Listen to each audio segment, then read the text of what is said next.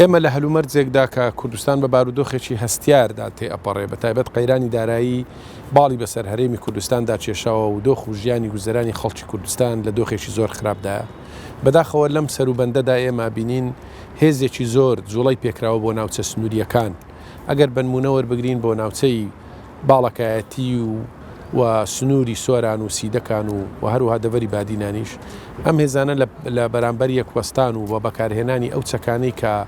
لە ڕێگەی هاوپەیمانانەوە وەرگیراوە بۆ ڕوبەڕووبوونەوەی ڕێکخراوی تیرۆریستی داعش کە خەتەرێکی زۆری بەسەر کوردستاندا هێنا بوو و ژمارەیەکی زۆر شەهید و پێشمەرگە و فەرماندەی قارەمانمان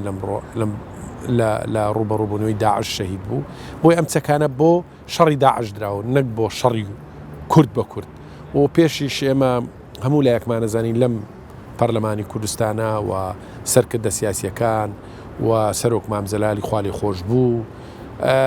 شەڕی ناوخۆ شەڕی کورد و کورد عرام کراوە تعریم و تەجریم کراوە. بۆیە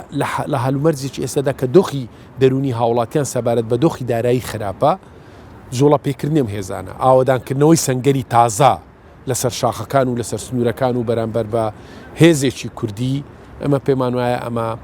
ینی کارێکی زۆر زۆر هەڵەیە و کارێکی زۆر نادروستەوە. ئەوە جارێکتر کوردستانە باتە قۆناغێکی ترکە هاوڵاتیان دووچاری دڵە ڕاوچێ ئەبن بەوەی کەوا بۆنی شەڕێکی تر ئەکرێ. بێگومان ئەمە پیلانی هێزە داگیرکەرەکانی کوردستانە بۆیە ئەبێ ئێمە زۆر لەوە وشیاتر بین. بە هەموو شێوەیەک ئێمە دژی جوڵە پێکردنی ئەم هێزانەی دژی شەڕی کورد بەرامبەر بە کوردین و پێمان وایە ڕێگە ڕاستەقینەکە ئەوەیە کە ئێمە دەستی ئاشتەوایی بۆ یەکتری دروستکەین چونکە زەمن ئەو حقەتەی سەلماندووە هەر کاتێک یەکێتی ڕیزەکانی هێزە کوردستانیەکان پتە و بەهێز بوو بێت دژمنەکان زیاتر سڵیان لێکردوینەوە و هەروەها دۆستەکانیش زیاتر دەستی دۆستایەتیان بۆ درێژ کردوین. بۆیە پارێزگاریکردن لە یەکێتی خاک و گەلی کوردستان ئەرکێکی نیشتیمانی و نەتەوەی ئەخلاقیە لە سەرشانمان هەروەها دیفاعکردن لە خەباتی ڕزگاری خوازی گەلەکەمان لە باکووری کوردستان لە ڕۆژاوای کوردستان لە ڕۆژهەڵاتی کوردستان ئەرکێکی نیشتیمانی و نەتەوەیە. بە هیچ شێوەیەک نابی ئێمە بکەوینە ژێر کاریگەری پیلانی دوژمنان و ناحەزانی میلەتەکەمان. بۆیە ئومێدەوارین ئەو هێزانەی جوڵایان پێکراوە بۆ ئەم ناوچانە ئەو ڕەبایە و سەنگەرانی کە ئێستا لەو ناوچەدا دروستکراون هیچ پێویست و زەرور نین ئەمانە ببین لە بەرامبەر سەنگەری تیرۆریستانی داعش بیکەین و ئەو هێزانە بەکاربێنین بۆ ئەوەی کە فرسەتێکمان دەستکەوت ناوچەکانی کوردستانی دەرەوەی ئیدارەی هەرێمی کوردستان پێ ڕزگار بکەین و ئیدارەی پێ بدەین و خەڵکی خۆمان بپارێزین. بۆیە من ئومێدەوارم ئەو جوڵە پێکردنی هێز کە ئەمڕۆ لە هەرێمی کوردستاندا هەیە و کە دۆخی هاوڵاتیانی هەرێمی کوردستانی بردووەتە دۆخێکی ترسناک و سەرجەم هێزە شۆڕژێڕەکان دژی ئەوەن کە جارێکتر